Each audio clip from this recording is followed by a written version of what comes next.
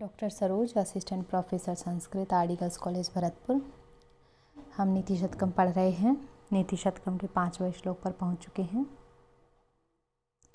लभेत सिक्तासु तैलम यत्नतः पीडयन् पिबेच्च मृगतृष्णिकासु सलिलं पिपासार्दितः कदाचिदपि पर्यटन शशविषाणम् आसादयेत् न तो प्रतिनिविष्ट मूर्खजनचित्तम् आराधयेत्।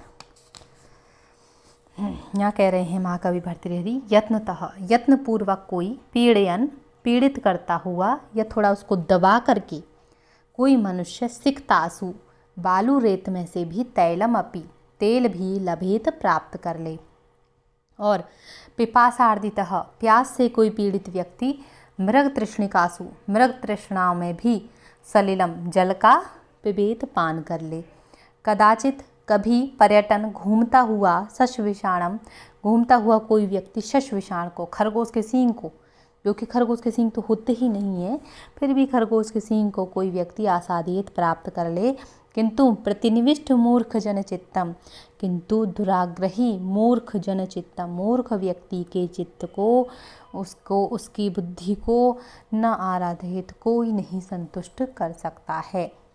यहाँ कह रहे हैं कि कोई भी व्यक्ति असंभव से असंभव कार्यों को कर ले। बालू रेत में से कोई दबाकर तेल निकाल ले, कोई प्यास से पीड़ित व्यक्ति को मृग तृष्णा, रेगिस्तान में भी जल मिल जाए, खरगोश के सींग होते ही नहीं है, फिर भी शायद कोई घूम घाम कर कहीं से खरगोश का सींग प्राप्त कर ले, परंतु कोई दुराग्रही मूर्ख व्यक्ति जो स्वयं को विद्वान समझे बैठा है, उस व्यक्ति को अपनी बात को समझाना नितांत असंभव है। तो कह रहे हैं कि यदि यह भी संभव हो जाए कि कोई मनुष्य प्रयत्नपूर्वक बालू को निपीड़ित करके उसमें से तेल प्राप्त कर ले, अथवा कोई प्यासा व्यक्ति मृग मरीचिकाओं में जल पी ले, या विभिन्न देशों में घूमता हुआ कोई कहीं खरगोश की सींग भी पाले, तो भी हठी मूर्ख मनुष्य के चित्त को अनुकूल नहीं बनाया जा सकता है।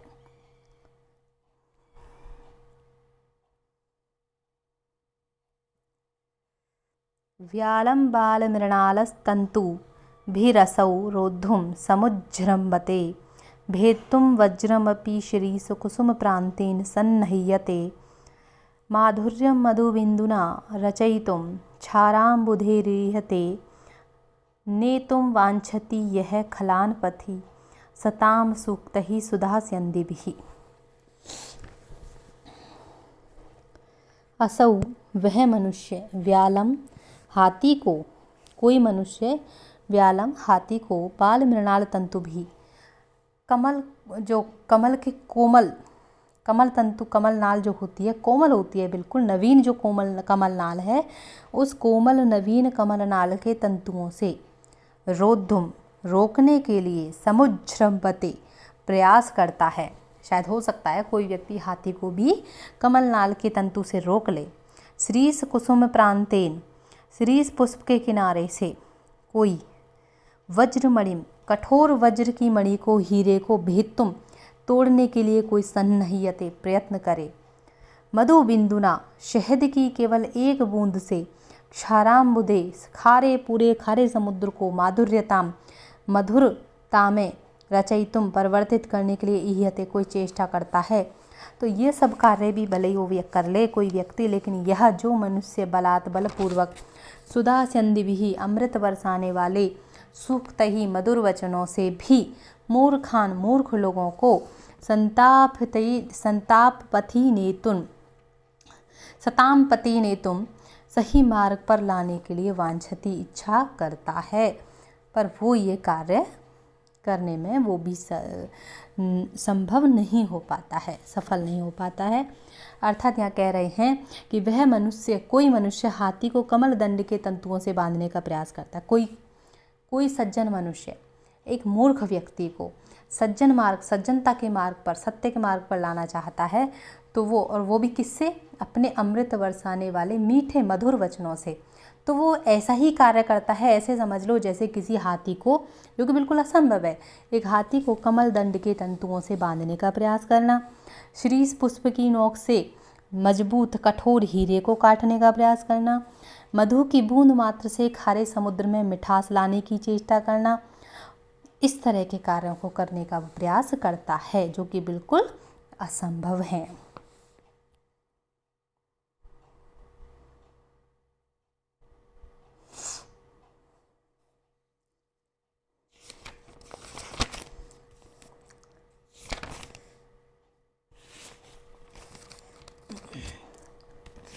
अगला है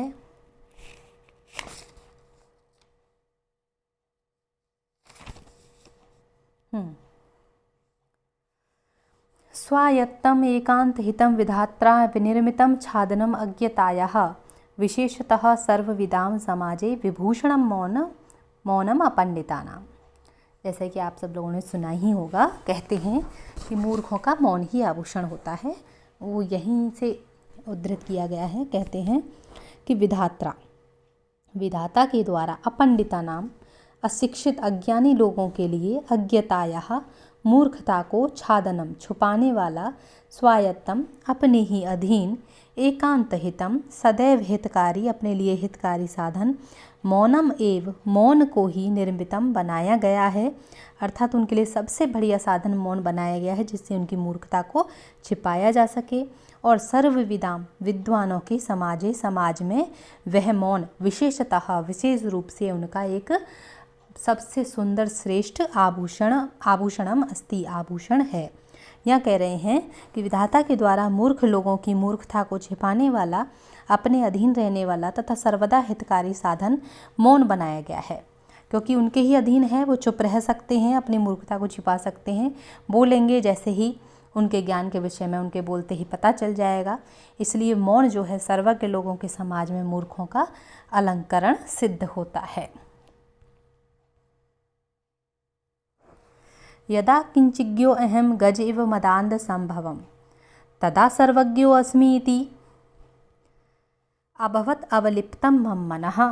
यदा किंचिद बुद्धजन सकाशाद अवगतम तदा मूर्खो अस्मि इति ज्वरेव मदो में व्यपगतः।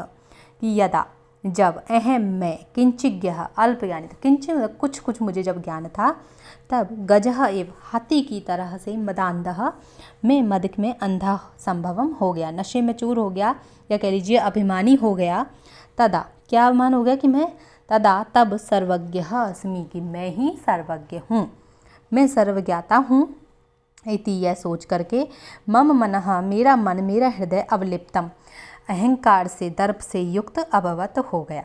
यदा लेकिन जब बुद्धजन सकाशात विद्वान लोगों के मध्य में मैं किंचित कुछ अवगतम बैठने लगा तो ज्ञान हुआ कि तदा तब मुझे ज्ञान हुआ कि मूर्ख अस्मि मैं तो नितांत मूर्ख हूँ। इति यह जान करके मैं मेरा मदह जो घमंड था, ज्वरः एव बुखार की तरह से व्यपगतः खत्म हो गया, दूर हो गया। मुझ में ये अहंकार आ गया था जब मैं अल्पज्ञानी था कि मैं ही सर्वज्ञ हूँ, लेकिन जब विद्वानों के बीच बैठा, उनकी बातें सुनी तो लगा कि मैं तो बिल्कुल मूर्ख हूँ, मैं तो कुछ भी नहीं जानता हूँ। तब मेरा ये जो घमंड था वो बुखार की तरह से उतर गया।